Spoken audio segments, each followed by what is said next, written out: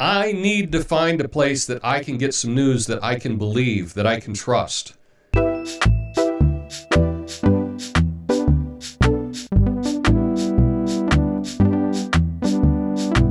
Hey, thanks for joining me today. Friday, July 16th. It's a Fact Check Friday. Flame on. And I have a very important question for you today. And that is, where do you get your news? And do you trust it? Turns out, the majority of people do not trust the source of their news. And I got to thinking about it, and I don't either. I need some good suggestions on where to go. Now, today, I'm going to talk about the USA Today and their fact-checking section. But I want to keep in mind that I really want to know, what are some good sources of the news, and do you trust them? So every Friday when I'm doing my fact check, I like to just see what's going on in the fact check community. USA Today probably does the most fact checks of any organization. And here's an article that they put out a year and a half ago to explain what they're trying to do with their fact checks. This is the backstory. How and why the USA Today network fact checks issues, people, and statements in the news. Okay, when people ask me my mission as a journalist, I give them the same answer every time: to spread truth. Misinformation, distortions, and outright lies are a significant problem in our country. Professional journalists must lead the way with credible, transparent reporting of the facts. In addition, we need to correct and stop the spread of significant misinformation. To that end, we've created a page at USA Today to collect our fact-checking. Our journalists across the USA Today network do every day. And if you got a suggestion, you can send it to them. But there's a lot of lip service, and I'm going to show you why.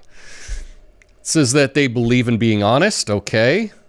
To gain understanding, factual information. They're going to treat information from unofficial sources, which may include social media, with skepticism, and will seek to corroborate information. When considering news, content created outside of this network will factor the credibility of the source and weigh the value and accuracy of information provided.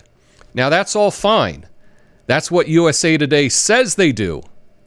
But what do they really do? You know, yesterday I pulled up their front page, and I just picked 2 articles that I could fact check. I mean, I didn't want to fact check an opinion article, so I picked 2 that were right there at the top of the front page. Let's look at those and see if the USA Today even fact checks their own paper like they say they do. So here's the story: a label, but not a constraint. The U.S. has 1.2 million non-binary LGBTQ adults. What does that mean? And this is a story about non-binary people and how many there are in the U.S. Now, that would be interesting if they had a source that were reliable. That would be an interesting story to find out how many there are. Now, as a side note, maybe you don't know this because I didn't either. Non-binary is the same as genderqueer, and I guess is very similar to gender fluid. Those are all kind of interchangeable. Why that's not spelled out in a story like this, I don't know. Perhaps they don't know either. But the issue that I have with this story, they're talking about 1.2 million people non-binary in the U.S. I was like, well, okay, where are you getting this information from?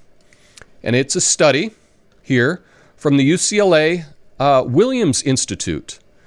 And we have, using data from Generations and Transpop Studies, 2 population-based surveys of LGBTQ and transgender people in the U.S., this study examines the demographic characteristics. Okay, that's interesting.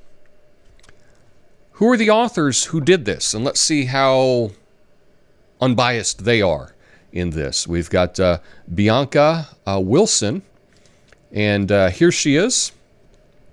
And it turns out that her primary focus on systems involving LGBTQ youth, LGBTQ poverty, sexual health among queer women, etc., etc. So she's deep in it. or they, whatever this person is. And the other person is, here's not even sure how to say his name, Meyer, Distinguished Senior Scholar of Public Policy. And he's developed, Dr. Meyer has developed a model of minority stress. The model has guided, his investigation into LGBT health disparities and harm done to LGBT people, prejudice and stigmas. And he's the principal investigator of the Generation Study and also the Trans Pop Study.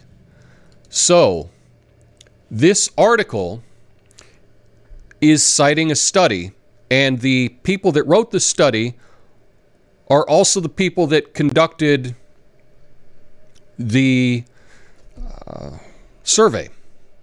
Okay? They make their money, their entire career is based on LGBTQ issues. Okay? Now, I'm not saying that there's anything wrong with that. People can study whatever they study. But if I had a business and I make all my money off the popularity of tiki mugs, and that's where I get all my stuff is about the popularity of tiki mugs, and then I were to put out an article, put out a study that's saying that tiki is the most popular trend in the U.S., it might be a little suspect, right? Because since I'm making my money off of tiki, probably if I'm talking about tiki, I'm going to want it to seem more popular than it maybe is. And in this case, we have two people that are deep into the LGBTQ area. That's what they do. And then they're putting this out saying, oh my God, look at all these people. It could be true. There could be 1.2 million non-binary people adult people in the U.S. It's possible.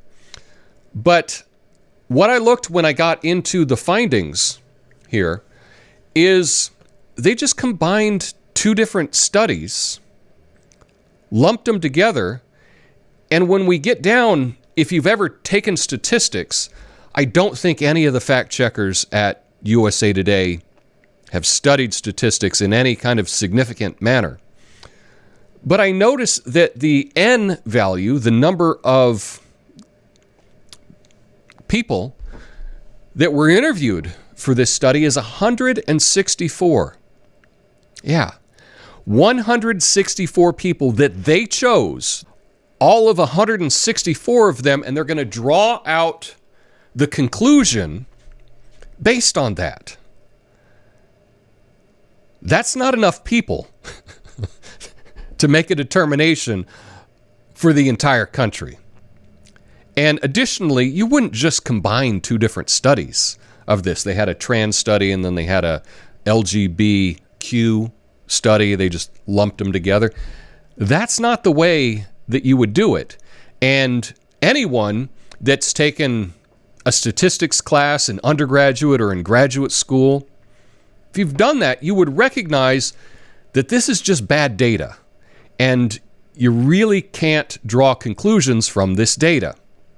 But the USA Today, they were happy to print the article with no resistance and with no, not even bringing up that it's, that it might be flawed, that the methodology is not the best.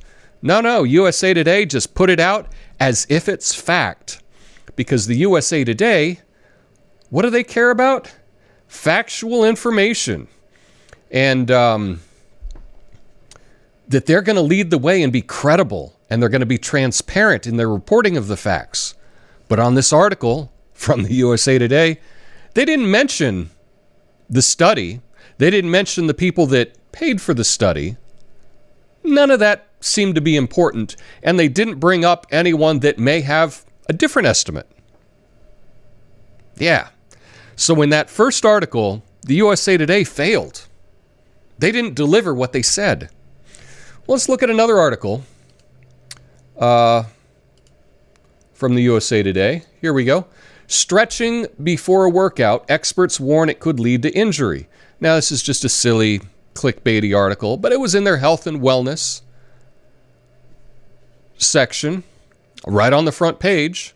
It says if your fitness routine includes a pre-workout stretch, you may be spinning your wheels or worse, hurting yourself. Yeah. Warming up could be a problem.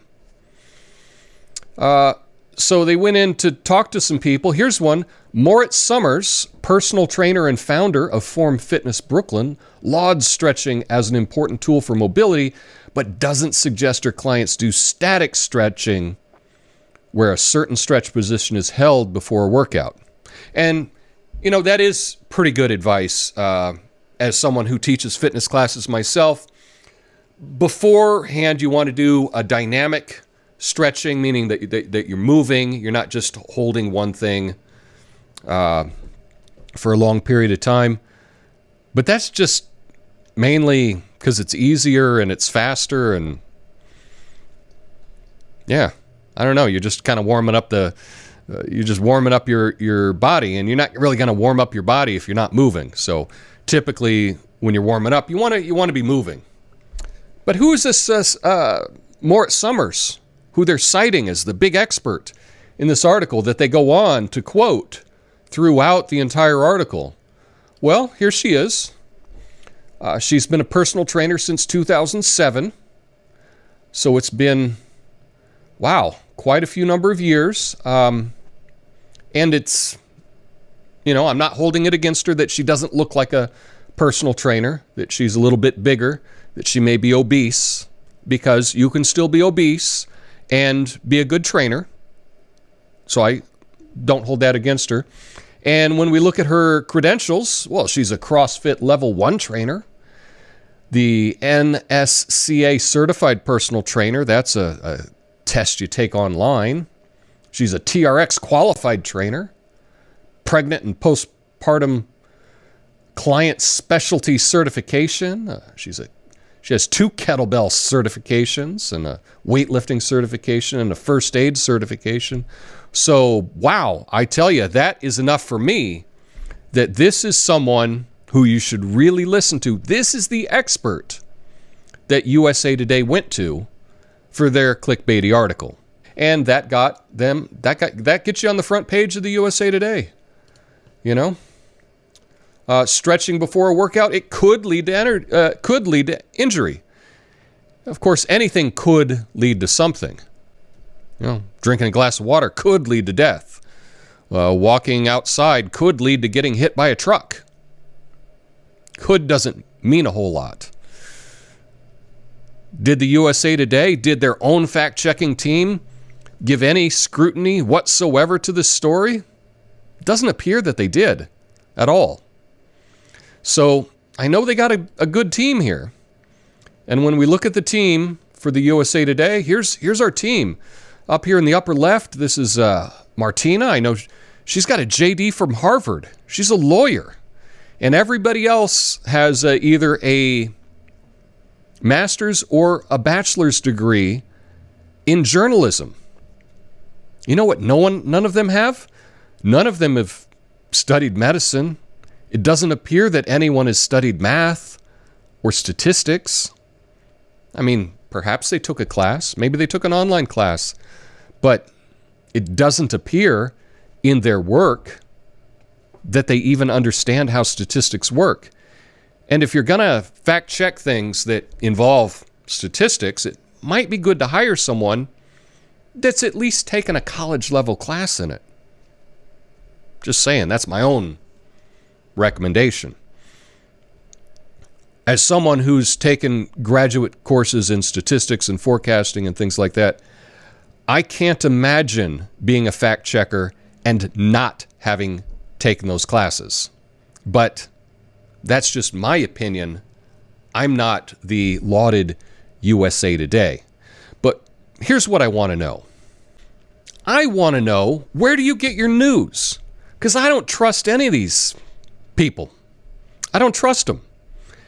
And anytime I read an article and I just do a little fact checking myself on that article, I find out that it's not to be trusted. So I want to know. I need to find a place that I can get some news that I can believe, that I can trust.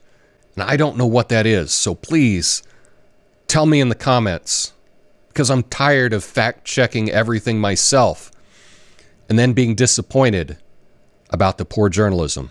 Hope you have an awesome weekend. Peace.